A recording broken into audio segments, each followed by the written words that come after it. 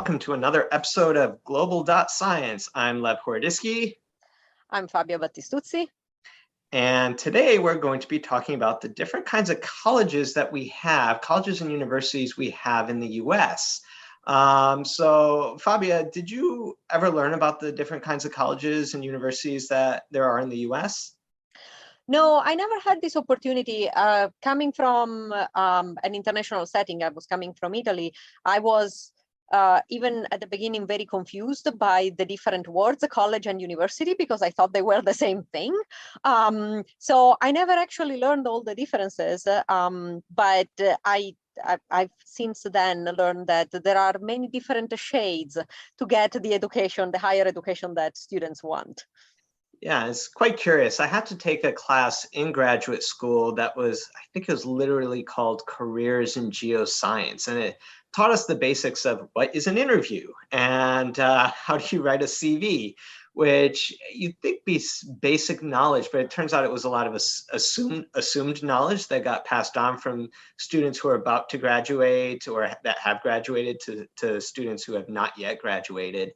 And that was kind of the first time I was exposed to at least 4 tiers of universities and colleges in the US. There was the R1 Institute, the Research 1. Are there other Rs, or is it just the R1? Yep, no, there are R2 and R3 institutions, and usually from what I learned, they are categorized this way based on the amount of research that they do and the amount of research money that they pull into their system. Okay. Yeah, so we only learned about the R1s, I guess, because we were at an R1 institute. That was like the only one that counted. And then there was the Liberal Arts College, which I was told was basically the research rigor of an R1 university combined with the rigor of a really good teaching university. So it was like the worst of both worlds. And then there were the best. Or the best, that's right. Then there were the primarily undergraduate institutes, and then there were the community colleges. And since then, I've learned in the last few years that there are also tribal colleges and historically Black colleges and universities that sometimes fit under these labels, but not always.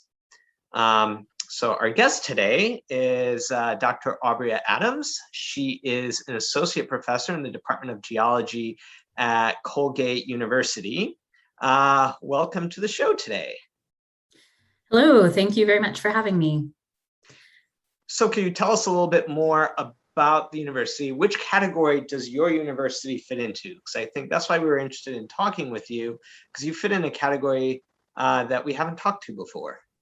Yeah, so I think we kind of fit into a couple categories as you define them. So I would say first, we are a liberal arts college because we do a heavy focus on teaching, but we also do quite a bit of research. So for those who are interested in this, when we go up for tenure, teaching and research are fairly evenly weighted with just a slight smidge towards teaching. But we're also a primarily undergraduate institution as well, which most liberal arts schools are. So we have about just shy of 3,000 students, and almost all of them are undergraduate students, but we do have one program that offers a master's degree, a master's in teaching. They graduate, I think, anywhere from 2 to 5 students a year. And so because there are a few students graduating with masters, we get the tag university, even though we're primarily an undergraduate institution. So typically you'll hear people talk about liberal arts colleges, but we are one of the few, perhaps, liberal arts universities. So Fabio, does that alleviate your confusion about colleges and universities? Actually, yes, it does help a lot.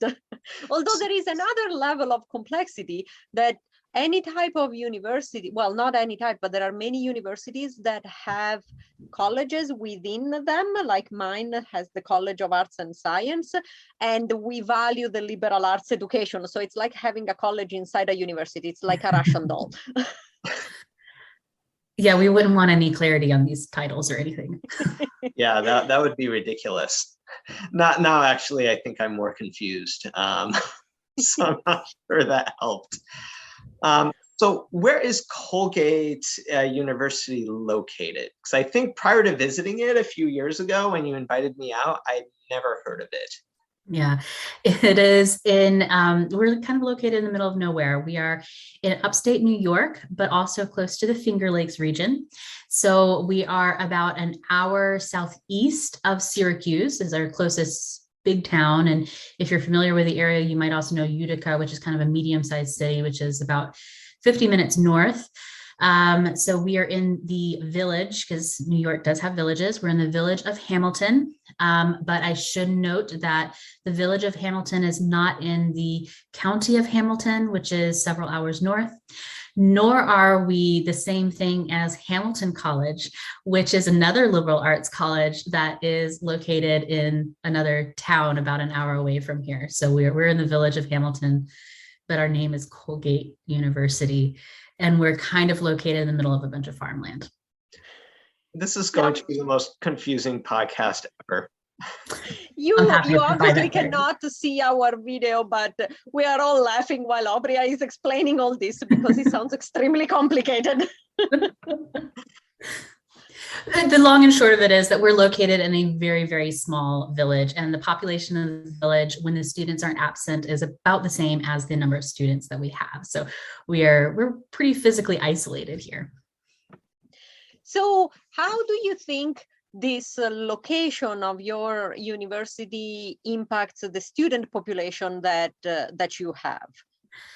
Yeah, it's been a really interesting thing to observe. And I think as with most things, there are some positives and there are some negatives. I guess I'll start first with student life and how it affects student life and maybe a little bit of faculty life. And then also how I think that ends up leading to the kinds of students who select to come here. So while students are here, I think some of the positives are that because we're very isolated, it can give them this sense of being in a bubble, and especially in COVID times, that has been kind of a very literal sort of bubble and very isolated from the rest of the world. But it also makes it a very college-centric town, which is, maybe common for larger schools like Penn State, where all of us went for grad school, but is less common for smaller colleges because they just have a smaller population. But here in this small village, we have a bigger impact. And so Hamilton, the village we're in, is a college village, which is a little, I think, unusual for a liberal arts school. I think also being in this rural area means that a lot of our students, either because they come here and this is what is available, or because they've self-selected for this area, have or develop a big interest in outdoor activities. So we have a really strong kind of outdoor education program, and students get involved in, camping and hiking, but also weird things like ice waterfall climbing. I had a student who was into that once, of all things. And so that's kind of cool. Some of the downsides are it is a college-centric town, which means that Thursday night through Sunday nights are a little bit wild and crazy if you are in the 2 blocks that count as our downtown. It also, I think, can be a little bit isolating, especially for students or faculty who have come from larger towns. They don't have, the resources they were used to as a faculty member. Like, I can't just we don't have a Walmart here, for example. So or a Target or anything of that nature. So we can't just pop out and get, things that we want. And that applies for students too. But it also applies for other things to do. We do have a small movie theater, but it only shows, a couple of movies. There's no mall here. There's no, I don't know, what do the youngins do these days? There's no arcades or I don't know, any of the other sorts of things. Isn't it TikTok? Well, there is TikTok. Yeah, no, you don't have to be in a big town for that, unfortunately. So I think that kind of, it creates this kind of interesting bubble for better and for worse. And I do think that a lot of times that is a consideration when students are coming here. I've personally known people of my generation who considered going to Colgate when they were students and actually decided not to because they were used to living in an urban environment and didn't feel that they could be comfortable for 4 years in a more rural environment. Does that kind of setting have an impact on how you teach and you approach learning? Because I know I was working in the University of the Virgin Islands, working remotely, and something I had to really take into account when I was working with my students who were trying to do labs over Zoom was I can't create a lab that they can do at home that assumes any kind of equipment. So I basically, well, I had to dig through my garbage, and then I made my students dig through the garbage as well to do physics experiments. Does that limit what you can do with the research and teaching in that kind of setting? Oh wow, you're way more creative than I am. Actually, I don't think it's a big limit in that way. I think part of the things that could limit teaching, particularly the past couple of years when we've been partially remote, is internet connectivity. And I will say, in general, in this area, it is not as good as it is in a big city. But because our students live on campus almost universally, we are a residential college.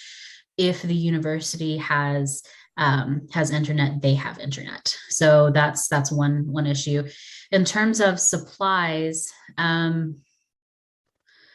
guess it just requires planning ahead. So I can't pop out and get supplies the day before or 2 days before. But if I plan ahead, I can drive to the big town Syracuse, or order things on the ever-present Amazon and have them delivered here. So I think in that way, it probably hasn't affected teaching. I think one of the ways it does affect teaching is wanting to take advantage of the rural nature of the area. So in non-COVID times, we often have a lot of field trips to the surrounding areas. So like day trips, or even just like driving 30 minutes away, or making use of some of the resources we have on or off campus. We have a quarry on campus of all things. And so we take students there sometimes. So, in that sort of way, yeah, it does affect planning. That sounds actually like an excellent opportunity and an advantage for a university to be surrounded, especially in your field, the geosciences. Obviously, the outside world is what you study, and so you kind of need to be able to access it. So that's good.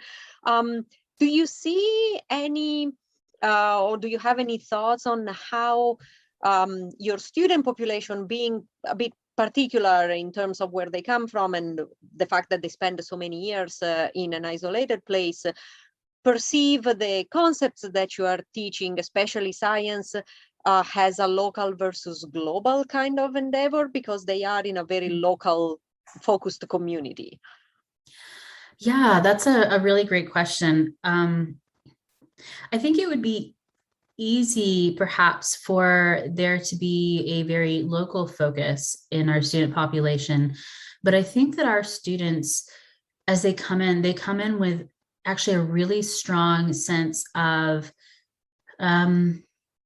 duty, I suppose. Many of our students are very, very interested in the applicability of whatever they're studying to communities, and that includes both our local community as well as the global community as well. And I don't think it may be a factor of time, and this changes with time, or it could be a factor of location. I'm not sure which, but I've never worked with a student body that has had quite that intense of a desire to connect the science they're learning with the impact it has on the communities.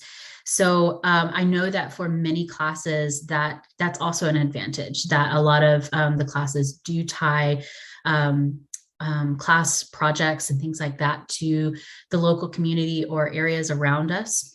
It's a little bit harder for me because my focus is tectonics and seismology, and there's not a whole lot happening tectonically or earthquake wise here in central New York. But I do have one class where we use geophysical techniques to image the subsurface, and that does have some local applicability. And so we've done things like try and figure out the depth of bedrock for building projects around here, and we're trying to connect with a local art park that believes that they have somewhere on their facility the ruins of an old building, and we're going to try and help them find it. So, oh, excellent. How does teaching at Colgate differ from other places? Because I know we've discussed some of the projects that Science Voices is developing that's kind of aimed at mass scale education. And I know you were a bit ambivalent about those because that's just not the approach that Colgate takes or emphasizes. Yeah, it's really very different, and it's been kind of a learning process for me because my background is I went to a large state school. I went to the University of Florida for my undergraduate, and for my graduate degree I was at Penn State, and then I did a postdoc at Washington University in St. Louis, which is a private school but a really big one. So coming to Colgate has been really different, and I think you hit on it that the goal and the ideal of education here at Colgate, and I think at most liberal arts institutions, is more the idea of an individualized or near individualized education. So their classes tend to be smaller. It varies. I have taught quote large classes, but my really huge classes are 65 students as compared to several hundred at some schools. But most of our classes are under 20. So I'm teaching two classes this next semester. One is 12 students and one is, I think, 16. And so with the smaller classes, we're able to maybe not offer true individualized education, but a lot more time for one-on-one interaction. I was spending some time before I met with you all thinking about some of the things that have surprised me as I've been teaching. And one of the things that has surprised me that I think is possible in this environment and less possible in larger classes is the degree of mind reading that I do while I'm teaching. So, as I'm teaching in these small classes, I am looking out over my audience and I'm talking, and I usually know my students. They've usually been in classes with me before, and I can see their faces very clearly. And so when they are confused, I usually know it. And I will stop class and I will say, Joe Smith, you have a question. And 95% of the time they will say, yes, I do. And they'll tell me what it is. And the other 5% is sometimes a little bit embarrassing because it usually means they've been thinking about something else. But most of the time, I'm able to make that kind of connection with them. And so that I think the benefits for students in that way can be kind of clear, but I think it also has some really interesting benefits for me as an instructor, because sometimes we go on these really interesting tangents that are entirely led by a question that a student had. And because we have fewer students, we have the freedom to do that simply because we have enough time. If I had 40 students in a normal class and a student had some sort of quote weird question, well, I couldn't accommodate that for all my students. I could go on about that, but I think that kind of encapsulates kind of the main idea there. And I think that kind of also shows the power of a liberal arts education that is sort of letting the students to a certain extent explore slightly different areas connected to what they are supposed to be learning, of course, but let them really find their own interest through questions that they can ask and explore with the professor. So it sounds like Colgate has found a very good way of doing it. Yeah, I agree with that. There's a lot more of that kind of student-led learning, or at least student-influenced learning, both in the classroom and then also even in the design of majors. One of the things I think I personally struggled with and still struggle with as an instructor who did not come from this environment is that there tends to be less rigidity in the classes that students should take for a particular major. So students, of course, there are some classes that are mandatory, but because the breadth of education and the student-led learning is really emphasized here, a lot of times students can take some very unusual paths in a major, and that leads to some really cool conversations, but it also leads to the idea that I can't go into a class and necessarily assume that a student in the 400 level class has taken X, Y, and Z courses. So I'm struggling with this now in my seismology course, where I have some students who haven't taken calculus, which is fundamental, and I got to find a way to make that work. So, yeah. It's interesting that you mentioned that, because UVI, University of the Virgin Islands, where I was last year, especially in the physics program, we spent a lot of time discussing our students and the pathways they've taken, and we've in faculty meetings, we would even go to the extent of discussing students' records and saying, should we offer this class in the summer one-on-one for the student to make this up? And it had this, despite being, I think, a public university, it had the feel of, it had some of that feel of a small town environment where we cared about our students' success and took an individual interest in them to help them, guide them through the program.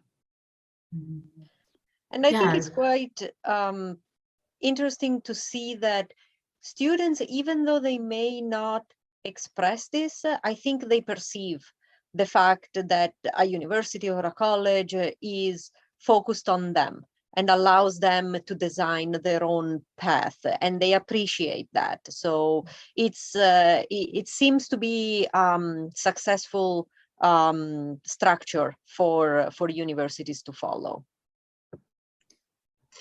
So you've done some work in Africa.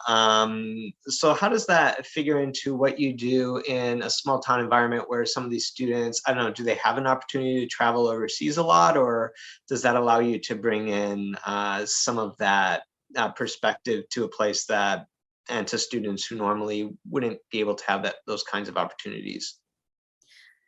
Yes, and yes. So a lot of my research has historically and continues to be based in Africa. And so I think, a lot of that does get brought into the classroom. I think that when students, even geology students who are used to working outdoors, when they think about working as a scientist, they tend to imagine working as a scientist, A, usually in a lab, even though we're in a geology department, and B, usually they imagine it in the United States. And so if you present them with examples of science being done in an entirely different environment from what they imagine, I think that in and of itself is kind of a place where they can grow. And so I think even things as simple as sharing sort of some of the things that I have done in the field, why we went to the field to do these locations. And I think also sharing the idea that you can do science work and there can be things that are fun about the science work that are not actually explicitly about the science. I love doing field work, and I love doing field work because I actually love the actual part of it. I don't love digging, which is a lot of our field work, but the rest geologist. of it, I know. I enjoy playing in the dirt, but not the digging. But I enjoy the challenges of setting up our electronics in some odd locations. So I enjoy that part of it. And of course, I enjoy the questions we're answering, but I also really enjoy the opportunity to travel somewhere while I'm doing science and meeting with people who live there. And I think that's a really kind of like important perk of doing science. And I think that's something that a lot of students have asked me about, that they never imagined that could be a part of a science career. And so I am happy to share that with them. I also have the opportunity to take some students with me to do field work too. I think that's something that can happen at any institution, but I think at a smaller institution, simply because there are fewer students, they're more likely to have that opportunity. So I've taken a student with me to install a seismometer in Tanzania, and she's told me that was a life-changing experience. And that was, there's some challenges, I think, with taking students to do field work in international environments, and we can talk about that if we have time, but I think it's a really valuable experience. I've also taken a bunch of students with me to do field work in Alaska and offshore in Alaska, which, although that's not international, the areas that we were going were very, very rural. They don't have roads to them, things like that. We had to fly in, and so it has, in a lot of ways, many of the same kinds of challenges of taking students really outside of their comfort zones and to places that are very different than what they're accustomed to, which I think is a really important personal growth, which is part of what we value in the liberal arts education.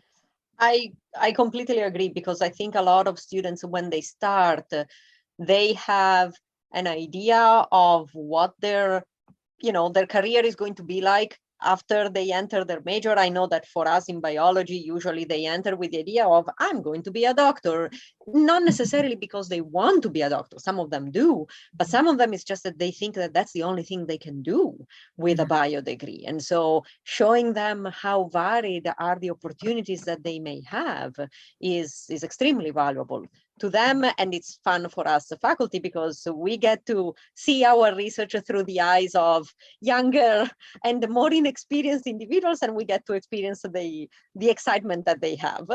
Yeah. Before they learn the truth. Well, yes, but we don't tell them that part. There are many Not truths. until they're in too deep. All right. So what are some of the biggest challenges that you've had with taking students into the field? Yeah. I think there have been, I think I can think of two. And one is kind of the expectations. Like a lot of times students, okay, let me start over here. So whenever I'm going to take a student to a field, I talk to them before we go about what are your expectations. And sometimes they're very open about this, and sometimes they aren't. And sometimes I think they genuinely don't have any expectations. They have no idea what to expect. And so I think there's a little bit of being a counselor to this. Like, I can't take a student to the field and just be a scientist. I also have to be their counselor because I am responsible for them.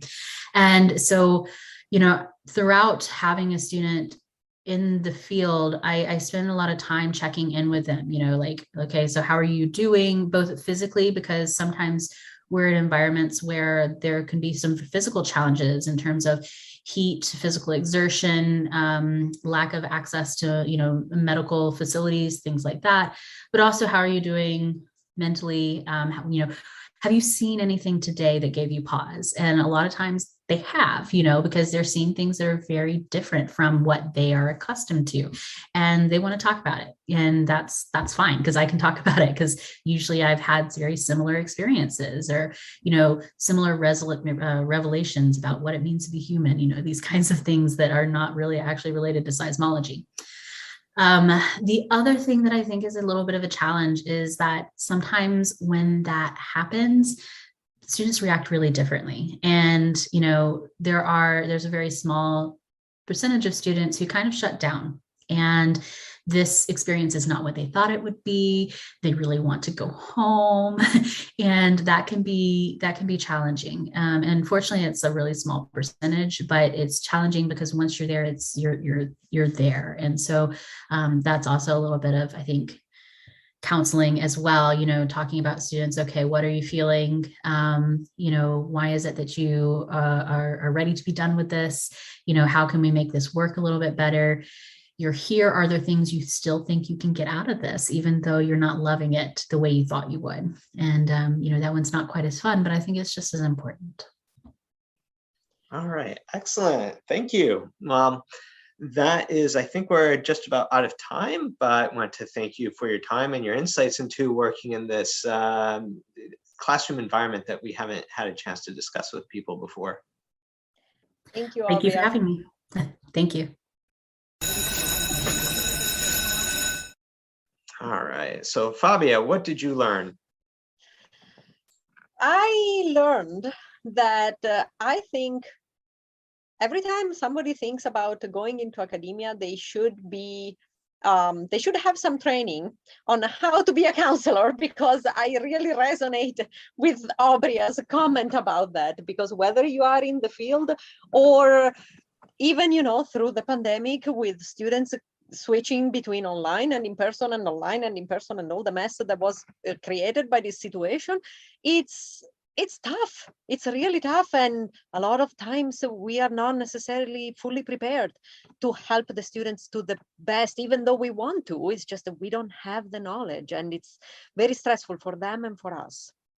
I would agree with that. And that's something we discussed in our faculty meetings at UVI, that for the students on St. Thomas, is kind of a safe space for them to operate. But once they kind of got to the US mainland, they would be experiencing racism that they were not used to and maybe not prepared for. And I've had those conversations with some of my students, even long after I've left UVI, where they've contacted me to ask for help and support. And it's something I wouldn't say I'm explicitly prepared for, but something that I've learned to pick up along the way. And I agree that some more training on actually being a mentor and providing that support to students, because they're dealing with a lot of issues, especially during the pandemic, would be quite helpful. Yep.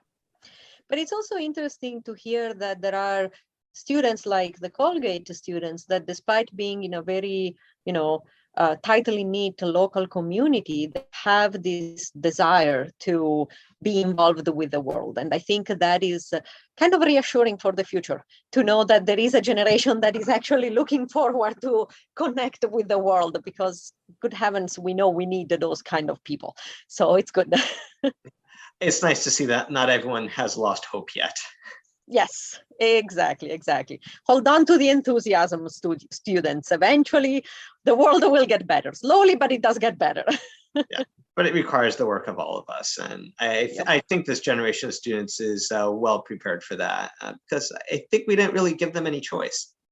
No, not really. I mean, social media and a lot of, experiences that they get, they throw them in the world, whether they like it or not. And so it's, but instead of being scared, it seems like there is a good amount that are actually embracing it. And so that's good. Yeah, and that's something I've been seeing globally as well. And it's been a joy to work with this generation of students. So, well, I think that's a good place to end. So until next time, thank you for joining us. Thank you, and we look forward to seeing you at our next episode.